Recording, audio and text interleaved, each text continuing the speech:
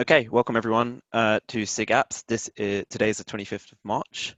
I've just shared the link to the agenda here in the chat.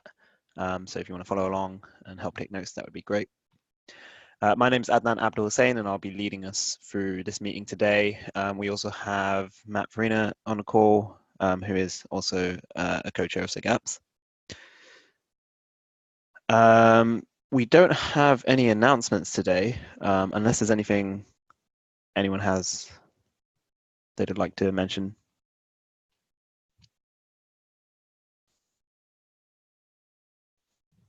I'll take silence as a no, in which case we can just move on to our first discussion topic here, which is the API review process. Matt, do you want to take that away? Sure. I'm going to go ahead and share my screen here.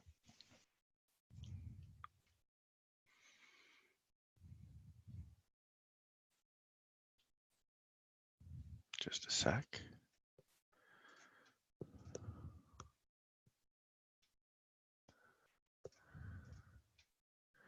All right. So the API review process. So this is one of the things that Paris Pittman, who works with Contribax, who wanted the different SIGs to share. And this does impact our SIG quite a bit because of some of the work we do. Anytime any API in Kubernetes is changed, it has to go through an API review process. That includes command line flags and switches. That includes additions to the API. Maybe a select, something's in enum and we want to add another possible value to it, such as the way we do updates, something like that. Every little nuance change to our API goes through a review process. And right now, there's a small set of approvers. You can actually see them here. Clayton, Jordan, Tim, Brian, Grant, and Eric Toon are the current approvers of any API review changes. In addition to that, they're actually shadowing people to be added to this process. There's a little bit of knowledge that needs to be known in order to do this. And they are currently taking on board some mentors and shadowing and things like that. So if somebody here ends up being interested, please let us know. Ken, I think, is going through that right now, who couldn't make it, one of the co-chairs of SIG Apps. He's going through the process now. I'm here. Oh, you are here. All right, fantastic. Yeah. I didn't see you on there. Okay, so Paris asked us to go over the process with the different SIGs and what's involved, just so people are aware of it. And it is all highly documented, so you can see, I can't see. It's in the Kubernetes community repo, SIG architecture, API review process. SIG architecture owns the API review process, and it's all documented here. And so, it gets into things like the overview. We really want to keep everything established in the same conventions. We also have things like deprecation policies, and they're very careful about API changes these days. Just to be really smart, thought through, try to make things consistent. Stuff like that. And so here it even says in the goals, they want to protect against disruptive, inconsistent, or destabilizing changes, things like that. And they want the process to be documented and easy to follow. There's actually a board where different things go through it. So what APIs need to be reviewed? Basically, just about everything. Now, if it's a third party, can nominate something for an API review, but really anything that's a change to the API, including command line switches, goes through. Now, here it talks in detail about which projects are in scope. So this is Kubernetes. So with something like Minikube or COPS or any of the other projects that are sub-projects don't have to go through this process. They probably can opt into it, but I don't think the API reviewers want to take a look at it. Here, they're really keeping in scope things like Kubernetes repo, which in this case does include things like kubectl, which is part of the Kubernetes repo at this time.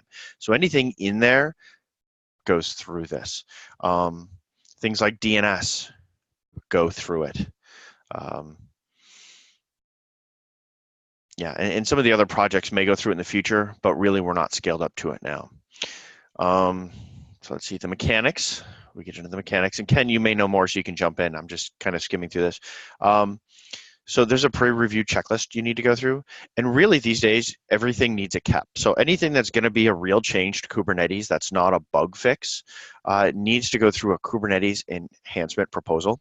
Kubernetes 1.14, they required that every new feature to land in Kubernetes 1.14 go through this process of a KEP. And so Windows nodes or everything else that was going to go in has a KEP for it, and there's certain details they're going to want about each of those KEPs.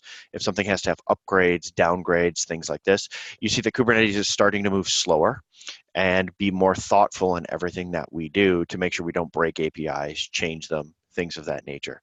So once we get to something that's a KEP and it needs an API review, then you can request an API review. And that's as much as adding a label is how you can add it. And then it goes into their backlog of reviews. And has this been updated? And so there's a project tracking board. And I think this is it. Is it updated? Where you can see what's in review. And I think the board needs to be updated because there's not enough on here. There's actually more things that need to be reviewed. This board needs to be updated at the moment. It's not working right.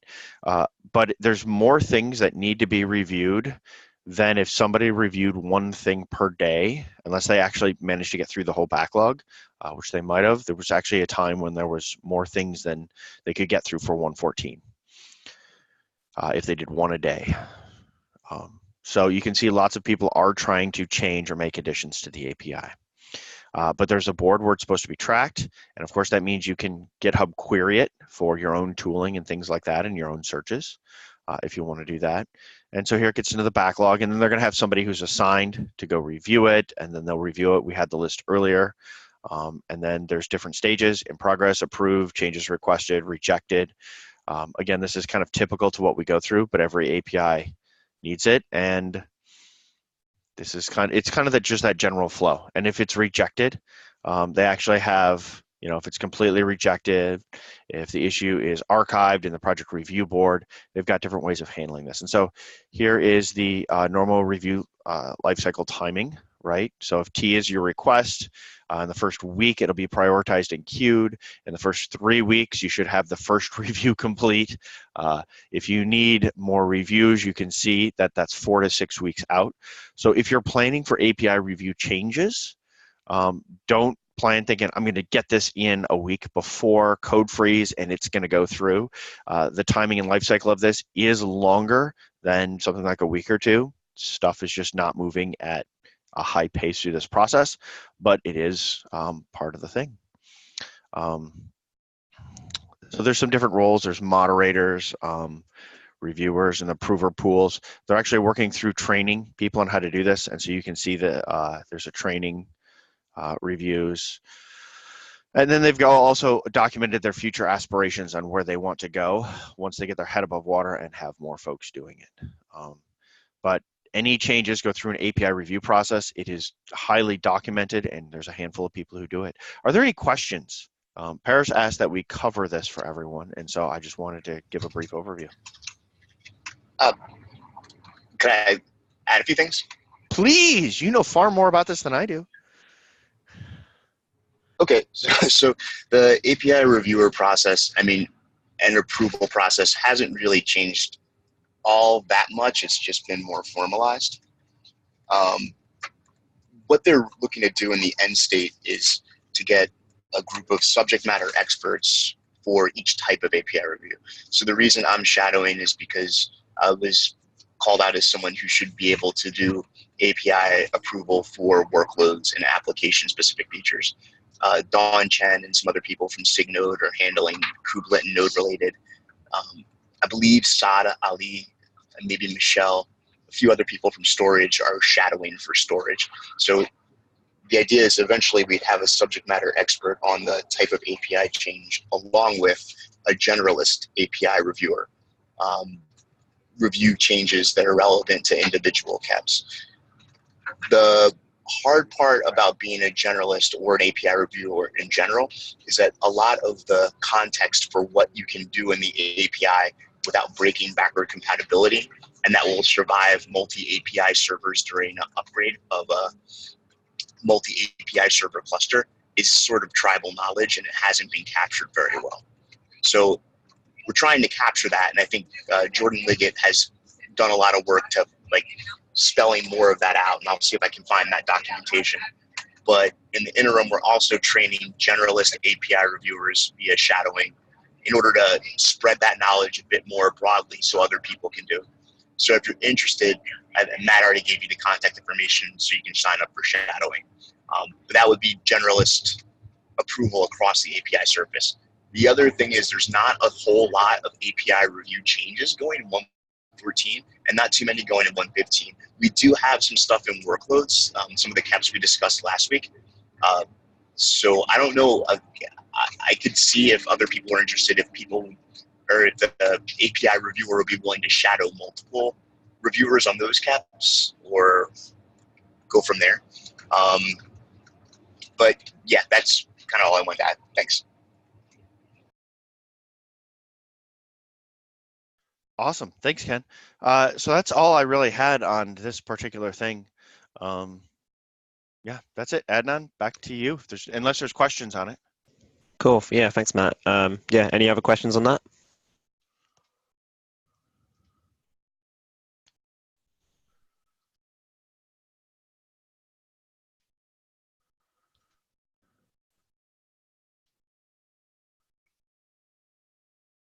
Doesn't sound like it.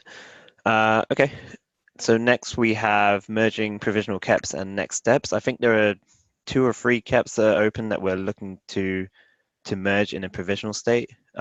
Ken, you might have more of an update on that. I think it's the stateful set, max unavailable, and the volume resize caps. It was a stateful set, right? The max unavailable, and So there are 3. Sidecars is merged, but there was another open PR to that cap which needed to get merged. That I approved and should merge. The storage one, the stateful set one, I'm actually waiting for Saad or Michelle to act it from storage side. It's approved from the SIG app side, but the actual block is an approver from storage as well. So I talked to them on Friday. Hopefully that merges today. And the other one for stateful set, I was looking at it on Friday. I think it's ready to merge. There's still some content that I want. Like, there's still open issues in terms of addressing backward incompatibility and having a rollout plan and a release plan for alpha, beta, GA, so forth and so on. But I think it is complete enough in talking to some other people that we can go ahead and merge it and then work from there. It probably isn't ready for API review though.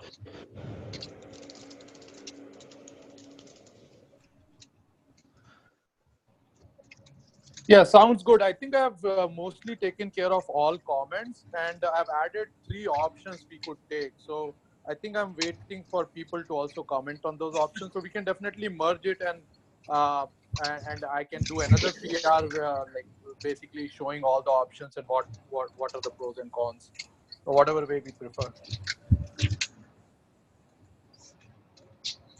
Yeah. So my thought is kind of that we don't. You can do another PR with it. I think it does require more discussion. I'm not sure. There are some other parties I know that are interested. I think we can. So one thing that I think was successful with the sidecar cap was merging the initial PR and then opening separate issues to discuss the things that people were interested in. It allowed the conversation to progress forward and for people to discuss those topics in a smaller forum instead of one giant, pull request with like 300 or 400 comments across it. So I'm hoping that process can iron out what's left of what we want. I think it is still kind of very provisional and does need some more thought in terms of how the mechanics of the maximum availability are actually going to work. But right. I think there is some good thought that was put into like what upgrade strategies it would work with and what it means. I think we have to iron down the semantics a little bit more, but I think there's general consensus that we probably should do this, and there's enough interested parties that I think we can get it pushed through.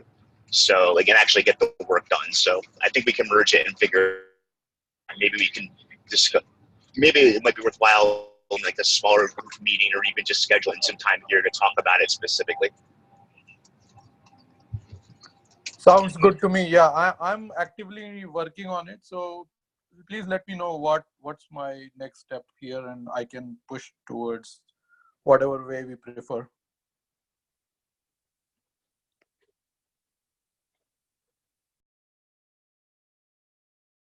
Okay, cool. Sounds good. Cool. That's all we have for the discussion topics. We don't have any demos today, so I guess we can just move on to open discussion here. Does anyone have anything they'd like to? Yeah. Could I ask a few questions about the sidecars, Kep? Absolutely. So yeah, we've got to a state now where Signode have got it on their kind of 115 roadmap. They're just looking for some reviewers from their side. We still have a few things to iron out in terms of the implementation details, like the one stickler that still hasn't been decided as the actual API and how it's going to be implemented. I think most people don't particularly like having a Boolean. I know I've suggested potentially having like an enum style thing of container lifecycle, and I think it'd be interesting to see how we should kind of decide on that, and also things like working out testing graduation. I thought we were decided on the enum style. Yeah, well, I kind of suggested it and no one rejected it, but no one officially said okay either, so I wasn't sure.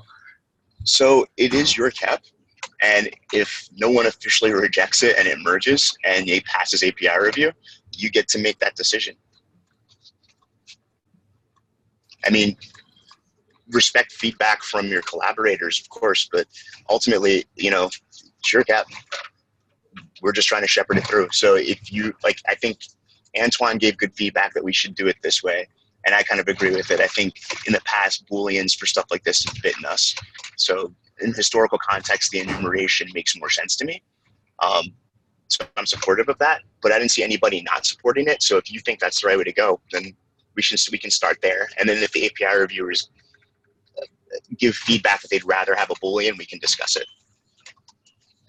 Okay, cool. Yeah, that sounds good. I was also wondering about how we go about defining like graduation criteria and things like that. Who should be talking to about that? Again, the KEP authors get to start with the initial proposal for graduation criteria. I can give you some suggestions. For sidecars, you may want adoption, and I think once it becomes available, Istio intends to use it rather immediately. It might be good to see if Linkerd, which is another service mesh in the space, would be interested in adopting it for their sidecar injection. We could just look at, for GA criteria, I think a good criteria is large community adoption. If people are bought into it and using it in production, and it's a very strong signal that we've got it right.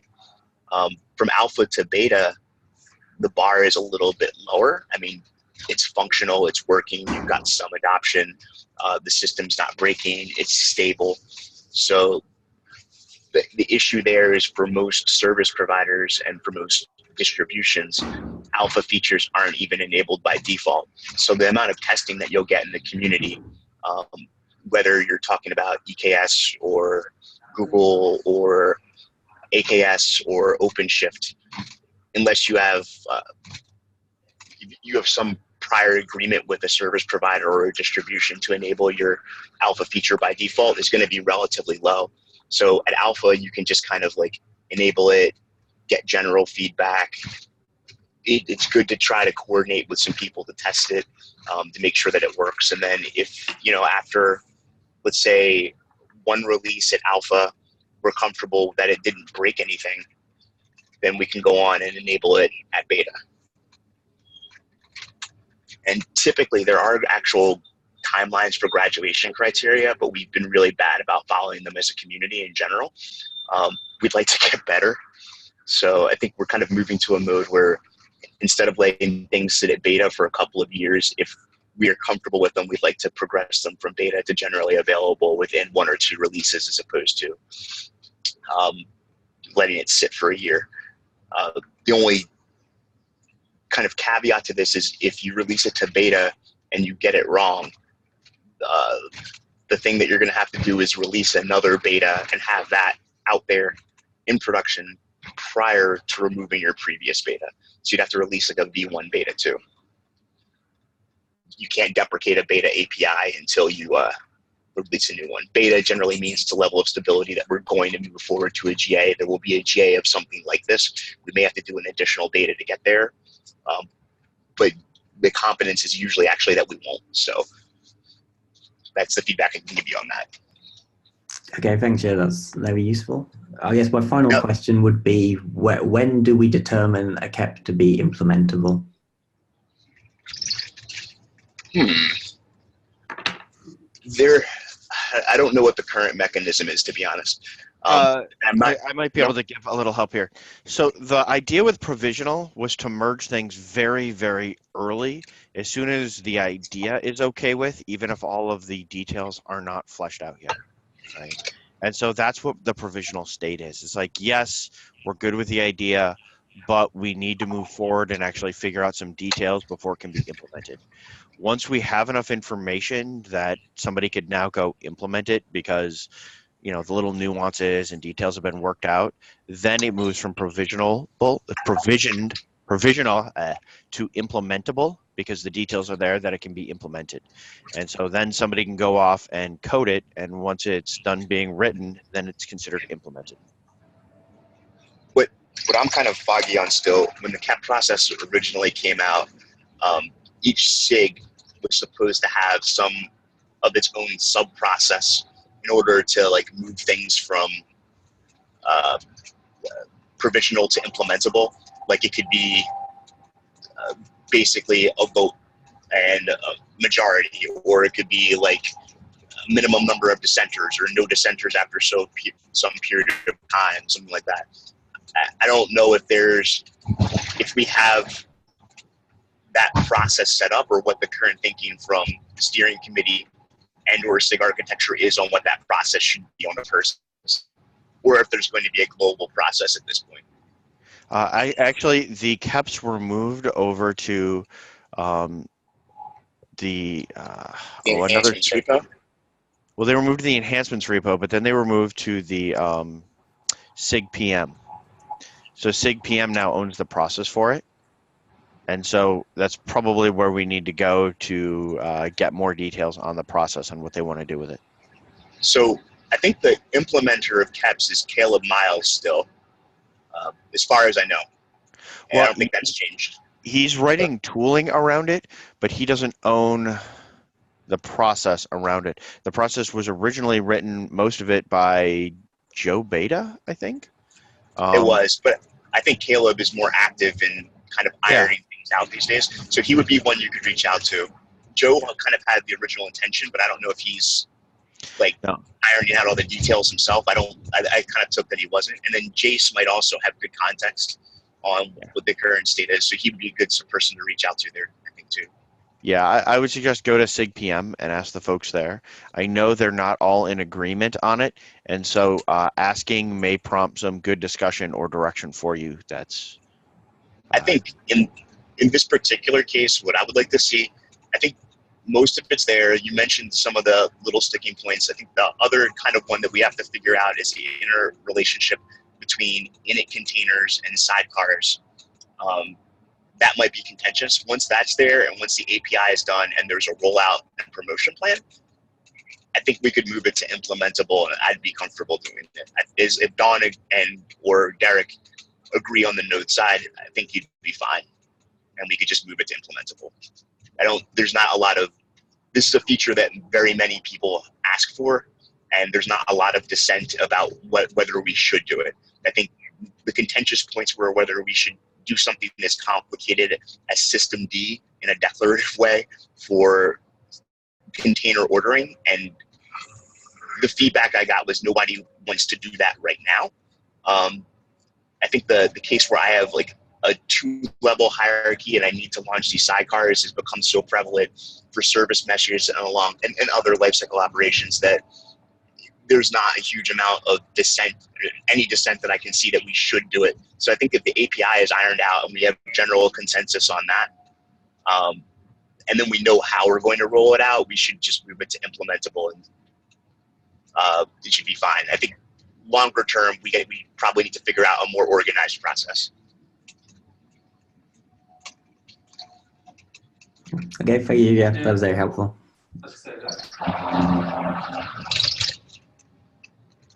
Pardon? I just said thanks. That was helpful. Oh, no problem.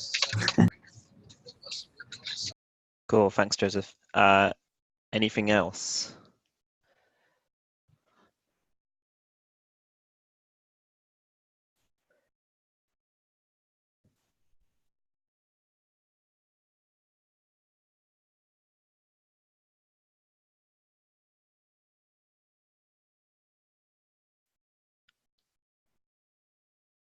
Or we can end half an hour early today and get some time back in our lives.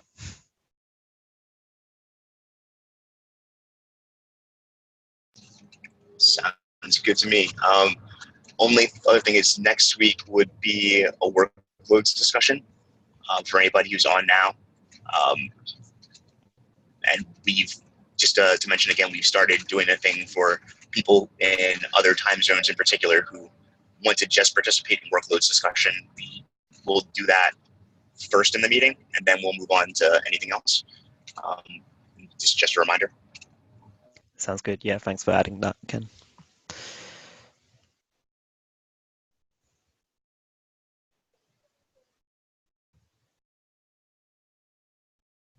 And also a reminder, if you have something to demo, please let us know and we can help schedule that. It looks like we've been fairly light on demos more recently, so it'd be nice to have more of them. Okay, and with that, we'll get 28 minutes back. Thanks, everyone.